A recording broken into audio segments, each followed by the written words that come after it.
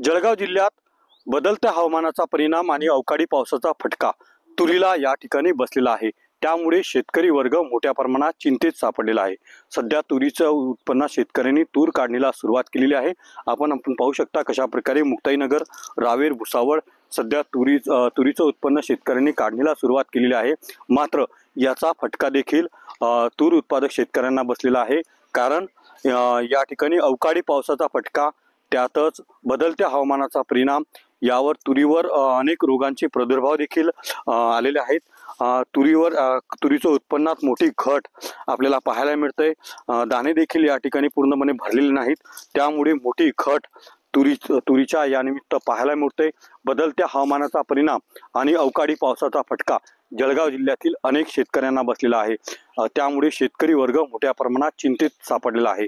Ravi Gore, TV9 Marathi, Muktainagar, Jalgaon.